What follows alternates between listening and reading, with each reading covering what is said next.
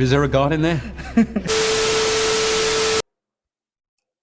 I just saw Deadpool and Wolverine, and we got a lot to talk about. Before we do talk about the film, yeah, I had to get it. Help me name this guy because I don't know, I'm thinking like Wolvie Bucket or something like that. I don't know. I'm not good with names. Help me think of something, and I'll name this guy that. But yeah, let's talk about this film, man. All day. They're so hyped. But it's about even. So yeah, after almost an entire year without an MCU movie, we are finally here with the release of Marvel Studios' Deadpool and Wolverine, the only MCU film that's coming out this year, starring Ryan Reynolds as the Merc with the Mouth and the returning Hugh Jackman, the man who does best what he always does, and that of course is kick ass, just now in the freaking iconic suit. There is so much to talk about with this movie, and I'm trying to find ways to not talk about every crazy detail. So that's why this video is going to be non-spoiler at the beginning and then spoiler, because I gotta get some of this shit off my chest if I'm being honest. So timestamp will be like right here for when the spoiler section begins. So just know to avoid that. Um, as best as possible. If you haven't seen Deadpool and Wolverine, if you haven't seen the film at all, honestly, I would advise you to just go watch the film and then come back and watch this video later. Because honestly, this is an experience that you guys really, really need to freaking see. I don't want to like sway your opinion. I don't want to spoil anything. I'm being genuinely honest. This is the film that is going to reignite the flame that a lot of people have lost when it's come to the Marvel Cinematic Universe. This movie, by far, is not only my favorite movie of the year, but one of my favorite MCU movies of all time. That is how crazy and how good this movie is. So do yourself a favor, get a ticket, go with your best friend, and go watch Deadpool and Wolverine. But let's talk about the film. So, general overview of where we are. After the events of Deadpool 2, which of course consisted of Wade messing with Cable's time machine device to undo a whole bunch of mess, we now find Wade Wilson in a life that we've never really thought we'd see him before.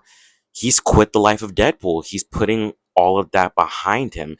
He's still got his friends, even though there's some changes when it comes to that. He's still got all the people he loves next to him. But that all changes when he gets a visit from the TVA, the Time Variance Authority, who we, of course, met back in the Disney Plus Loki series. And now they put him on a journey that will have him align with a variant of the Wolverine that we all know and love to basically save the multiverse in the only way they can, by completely messing it up. So, yeah, let me talk about just a few things I really like about this film without spoilers. Number one, the characters. The characters are their best in this film. First off, Ryan Reynolds. He, as said back in X-Men Origins Wolverine, he was born to play Deadpool. And ever since he got the chance to rework the problems of X-Men Origins Wolverine and play the proper Deadpool, he's just been killing it with those first two Fox Deadpool films. And now, even in the MCU, it's still the Deadpool we all know. I know a lot of people were probably like, oh, how is the MCU going to handle Deadpool? Well, this is the first R-rated MCU movie. And it's not going to be the last, apparently, as Kevin Feige said. But yeah, this is the first one. And it honestly just feels like another Deadpool adventure. And that is the best thing about it. Because Deadpool's movies, well, the last two being very small scale, still felt like amazing adventures with the Merc with the Mouth. And again, Ryan Reynolds just continues to delight when it comes to playing this crazy, off the walls, but at the same time broken character that is Wade Wilson. As I said before, he's given up the life of Deadpool and he's trying to find some way to matter. Matter to himself, matter to others, matter to Vanessa. He's just trying to do that. And that's really what fuels his character in this movie.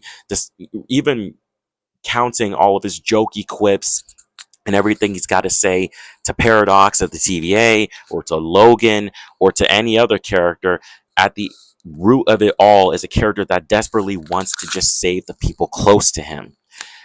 And that is it's probably my favorite performance of Ryan Reynolds as the Merc with the Mouth, to be honest.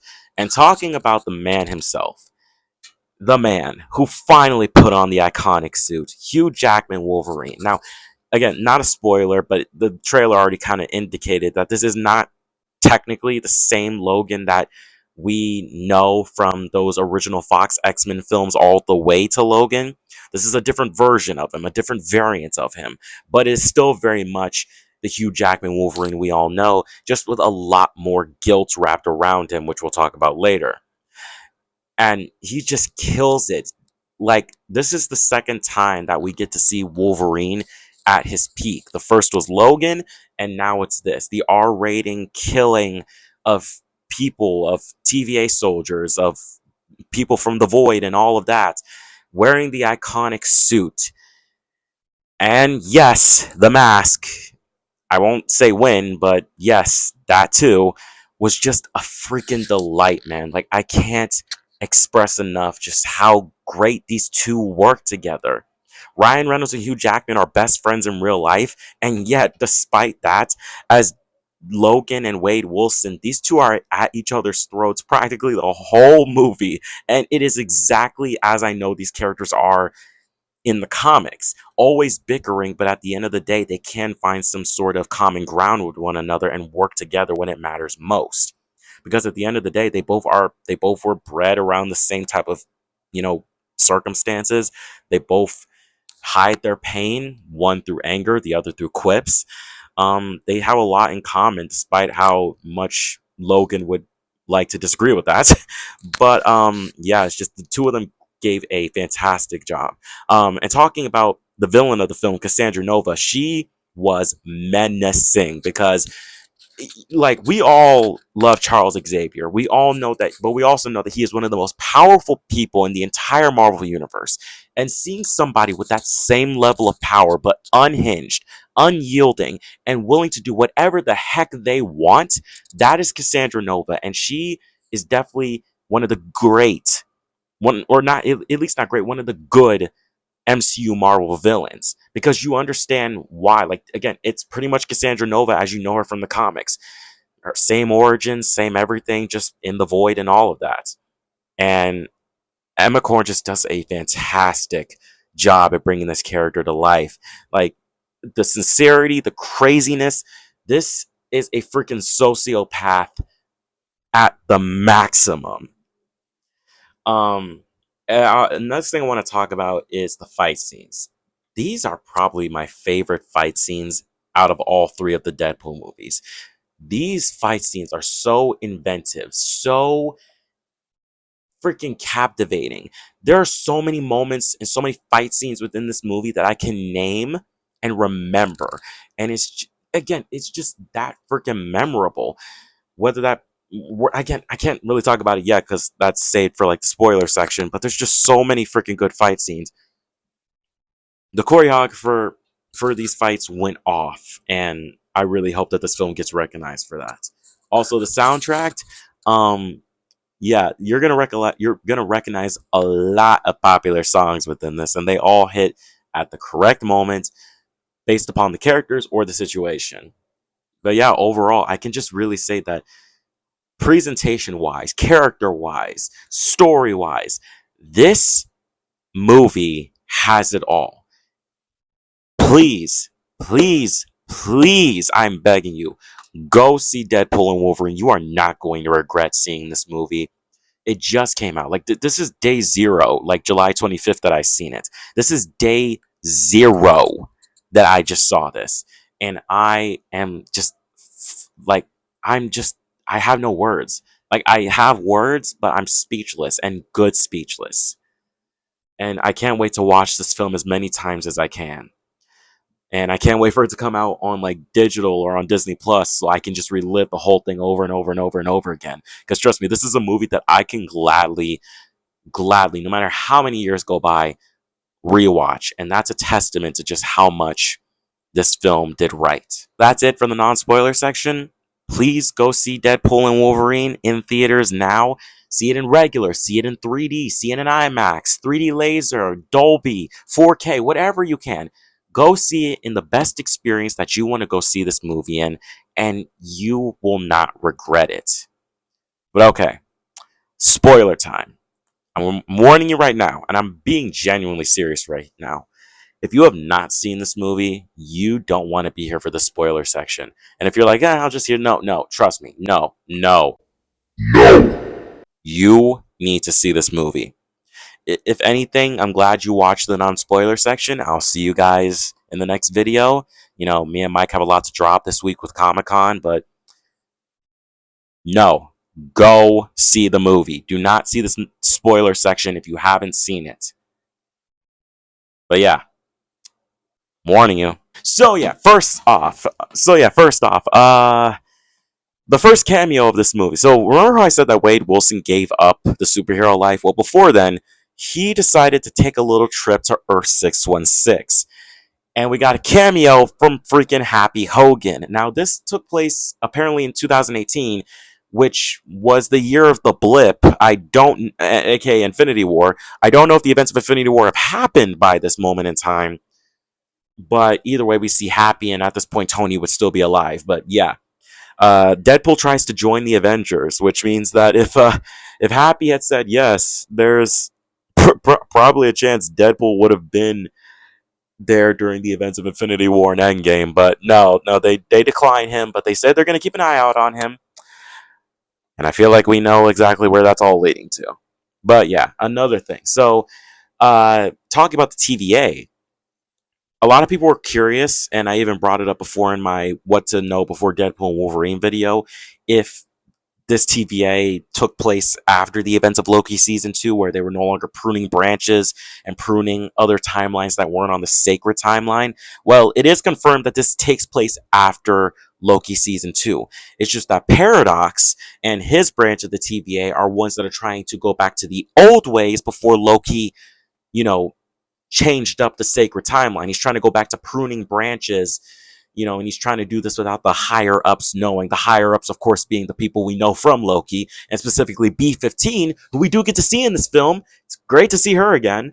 But yeah, the reason that they bring Deadpool in is because they want to put him into the MCU. They want to put him into the sacred timeline because they are actually the ones that are going to destroy his universe. They have a device that is basically going to do the same thing we saw in Loki Season 2, where timelines were like unraveling almost like spaghetti. And they're going to do that to the Fox X-Men universe, which also now has an official designation as well. I forget the designation name, but it has an official designation within the freaking Marvel multiverse. But they're going to destroy that universe, and they're just like, you know what, Deadpool, you have the potential to be great, and plus, apparently, you're needed for Secret Wars. Like, they don't say that, but they're like, hey, there's something coming in the future that you might be needed for. Um, and they 100% allude to Secret Wars. Hell, there's even a scene that replaces that moment in Thor: The Dark World where Thor was holding Loki, that shows Thor holding Deadpool, and it's even updates Thor with, like, his new eye and everything that he got in Infinity War from Rocket Raccoon. So Deadpool was 100% needed for Secret Wars, and if anything, we'll 100% see him in either Avengers 5 or Secret Wars. Don't know what Avengers 5 is called because, again, at the time of recording this is Thursday. It's not Saturday. The Comic-Con panel for the Marvel Cinematic Universe has not happened yet, but who knows? Maybe by the time you're seeing this video, we have some of those answers already. But yeah, they want to take him into the MCU while they destroy the rest of his universe. So all of his friends, all of his family, and everything connected to the old Fox X-Men universe is going to go bye-bye. Which causes Deadpool to steal a TemPad and go back to his universe, because, as they said, the reason his universe is destroyed is because we are introducing a focal character. I forget the name, but it's basically it's a person who, if they die, the universe dies. And who is the person that died that is causing the universe to get destroyed? Logan. When he made his sacrifice in Logan, saving Laura, he was the focal point of that universe, because, I mean, of course he was. And because he's dead, that entire universe is now ending. So, yeah. So Wade was going back to try and dig up Logan's corpse. Literally, they said they were not even going to touch the movie Logan. And they did. Wade fucking defiled Logan's corpse, used his claws against the TVA and everything. And then this goes to the next point I have to bring up. Wade's like, okay, my Logan's dead. I'm gonna go get another Logan, and we get so many alternate variations of Logan. We get one that's comic accurate because he's short, like he is in the comics. We have one that's wearing the brown suit and fighting the Hulk, like in his first appearance in the comics. We have one from the Age of Apocalypse comic book universe. Like if you ever read the Age of Apocalypse comic book, Logan from there, and probably one of the craziest ones, a universe where Wolverine is played by freaking Henry Cavill, the person that people were suspecting would replace Hugh Jackman and play Logan in the MCU. Got to play Logan for a bit, and honestly, I want to see more of that version of Logan because, yeah, that was by far one of the craziest cameos out of this movie, amongst all the craziest cameos. And in terms of the Logan that we do have some inkling of what exactly happened in his universe because through multiple scenes that we get through all the way through the film, this is a universe where Logan didn't really want to be part of the X-Men, but they kept trying to get him to be part of the X-Men. Turns out his yellow and blue suit is also from the X-Men, and he's wearing it because, well, apparently in his universe, when he walked away from the X-Men, someone tricked humanity into attacking the X-Men. And by the time Logan got back, everyone, Cyclops, Jean Grey, Hank, Iceman, Angel, Storm, everyone was dead. All the X-Men were dead because Logan didn't do anything, and that is the guilt that he is feeling. The guilt that he didn't want to be the hero, but because he didn't want to be the hero, he got everyone in his universe that he cared about killed. Now, the next thing we're obviously going to talk about is the Void. So, Paradox sends Deadpool and Wolverine into the Void. And yes, the same Void from Loki. And there's just so much around. We see Thor's helmets. We see the Fox X-Men logo, as we've all known. We see so many things down there. But the first crazy cameo is Chris Evans. But he's not Captain America. He's freaking Johnny Storm from the 2000s Fantastic Four movie. And I gotta say, it feels so good to see him again. Now, the suit that he's wearing is different. It's not exactly the same, but it's the same Johnny Storm from those movies. The same one that we saw all that long ago when Chris Evans was playing the douchey Johnny Storm party boy. And he's still like that even to this day. We get to see, of course, other characters such as Sabretooth and Toad. We see the Juggernaut from X3 The Last Stand. We see Lady Deathstrike, Azazel from First Class. And of course, that moment all happening at the corpse of a dead Ant-Man, which is Scott Lang Ant-Man. There's even the joke about that, about Paul Rudd finally aging.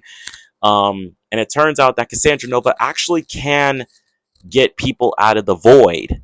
And we'll get to why later. But we also learn that, as I said before, her comic book origin is pretty much the same thing, where she was psychically created in the same womb of Charles Xavier's mother, except when she was born as a baby, the TVA took her and just dumped her in the Void. She never got to experience life. She never got to see Charles as an adult. She's dealt with a few Charles Xaviers that have got thrown into the Void, but never the one that she was, the actual twin of. Oh, and also Cassandra killed Johnny, which was one of the most freaking brutal deaths in this freaking movie, man. Also, another thing, the next cameos. Again, I'm just going to be talking about the cameos as I go about the story. But actually, before the cameos, we kind of get an idea. We kind of get more of a layout of the Void within this movie than we ever did back in Loki. Because we learned that there's a border. We learned that there's a resistance within there. The resistance, well, a few characters we'll get to. But the other side of that is the Deadpool Corps, who are apparently in there. Now, we get to see two at the beginning. We get to see Dogpool, who is also known as Mary Poppins, apparently. And we get to see Nicepool, who is a long-haired, nice version of Deadpool with no healing factor, nice smile, no messed up face, and a very shiny suit, by the way. Now, when we get to the Resistance, these were the cameos that made me lose my freaking voice. So Deadpool and Wolverine at that point fought with each other because Logan heard that the TVA might not be able to restore his world, and they got in a whole fight about it. But someone picked them up, and that someone brought them to their lair, and that is the Resistance. The Resistance consisting of, first off, Elektra from the Ben Affleck Daredevil movie and the solo Elektra movie, aka Jennifer Gardner, and then uh, and then it was Blade. Wesley Snipes Blade! Bruh! Like yeah, that's the moment that made me lose my my voice. He was back. Same Blade from those three Blade movies, which honestly is a reunion with him and Ryan Reynolds that I was not expecting. And then even crazier, Gambit, played by Channing Tatum. The freaking movie that was planned but never happened. We finally get to see Channing Tatum's Gambit, dressed in the iconic Gambit outfit that you would see in the comics or X-Men 97, talking with the freaking accent and everything, that accent you heard so much about, playing cards and all. And of course, the person who said, "Oh, I'm not in this movie," Daphne Keene, X-23, Laura Kenny, returning. And it's the same one from Logan, but now she's older. The actress is 19 years old, so I'm guessing like 18 or 19 years old. But it's the same Laura. She confirms that it's her, that she got to grow up because of Logan's sacrifice. And so did all the other kids that escaped at the end of Logan. They all got to grow up. So, heck, who knows how that all went. But yeah, this is the Resistance. And it's just crazy seeing all these characters together. And these are the ones that decide, hey, we may have lost our universes, or our universes are about to be lost, or people may have forgotten about us, but we're still going to fight. We're still going to. And Logan doesn't want to, but it takes a talk with Laura, his heart, his daughter, to bring him back. And I swear I miss Daphne Keene. I miss her so much, man. But yeah, they all assemble against Cassandra Nova and her forces. Oh yeah, I almost forgot to mention Pyro. Pyro, returning from X2 and X3 The Last Stand, is with Cassandra's army, and it turns out that he's working with Paradox to, get rid of Deadpool's universe. Um, but yeah, so the Resistance assembles, and it is so crazy. Channing Tatum as Gambit, doing all the moves, throwing all the playing cards, exploding bodies. Wesley Snipes with his freaking catchphrases, same ones from them Blade movies, fighting. Elektra, this Elektra at least, getting to be a badass like she should have been in in that Ben Affleck movie and in her solo movie. True badass. And by the way, I really love her suit in this too. Laura Kenny just being the best there is at what she does. And of course, Deadpool and Wolverine mowing down freaking enemies like they're mowing grass. Like, it was so fantastic, man. I can't stretch enough just how great it was. And then they take on Cassandra. They're able to use the Juggernaut's helmet against her. But at the end of the day, they're able to strike a deal that Cassandra can send them back home so they can talk to Paradox. And she does. And how does she does it? With a sling ring that has Infinity Stones on it that she got from a dead Doctor Strange. Yeah. Again, this movie has everything, man. And when they get back to the universe, it's not over. Because you think that was the climax. No, it's not the climax. Because Cassandra finds out that Paradox has the machine to destroy Deadpool's universe. And of course, this one could destroy other universes. So she makes it her mission to be like, you know what? I want to destroy every single universe except for the Void. Because I like the Void. The Void is where I can be who I want to be. And I'm going to destroy every other universe so I can just be who I want to be everywhere. And so Cassandra's still the villain. And now Deadpool and Wolverine have to get to her. However, she has summoned the Deadpool Corps. And boy, oh boy, is there so many cameos in this freaking Deadpool Corps. So first off, Dogpool comes back. Nicepool gets killed. Lady Deadpool. Now, she never takes off her mask, but I looked in the credits, and Lady Deadpool is, of course, played by Blake Lively, Ryan Reynolds' wife in real life. Kind of saw that coming. It was either going to be her or Taylor Swift, But yes, it's Blake Lively as Lady Deadpool. We also got Kidpool. We got few Western Deadpools. We got Baby Pool. We got Deadpool 2099, who, for those who don't know, is actually Deadpool's daughter. Yeah, believe it or not, Deadpool has a daughter. Go read comics, people.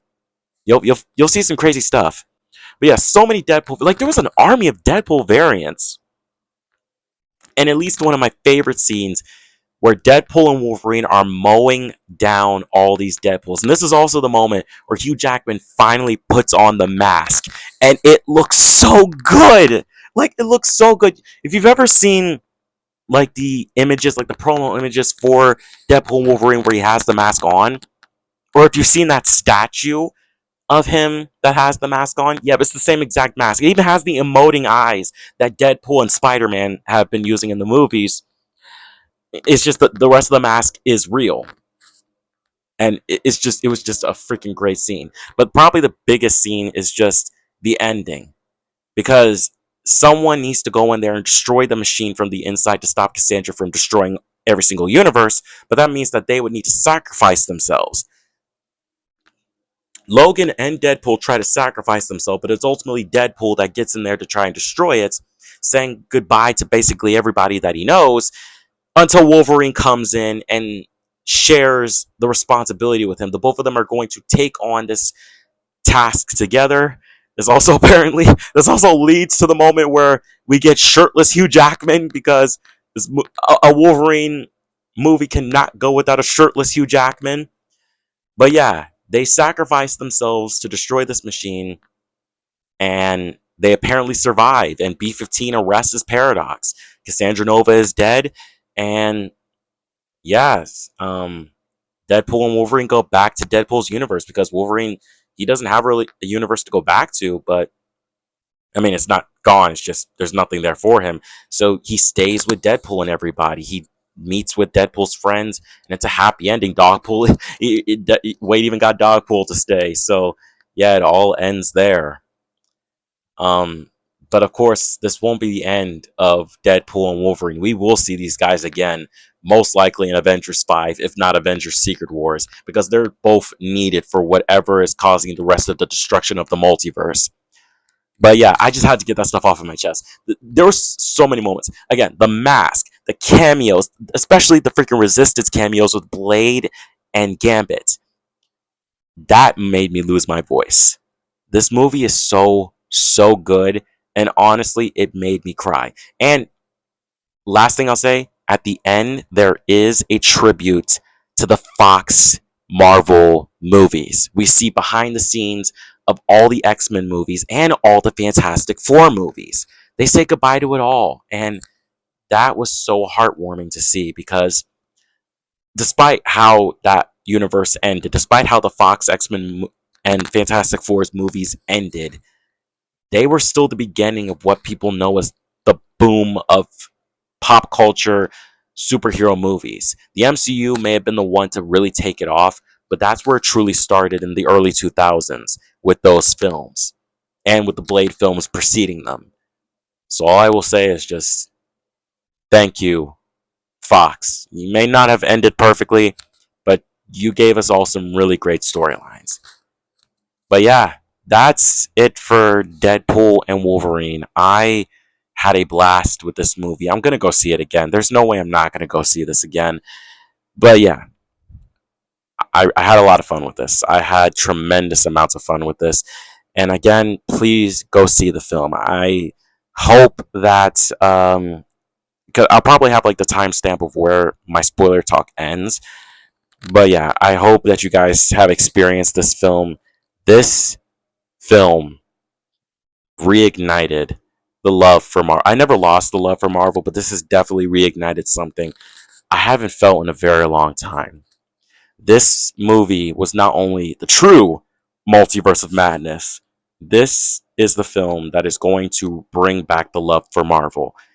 And we'll see how everything proceeds. We got Agatha later this year on Disney Plus. We got Captain America: Brave New World, Thunderbolts, and Fantastic Four next year.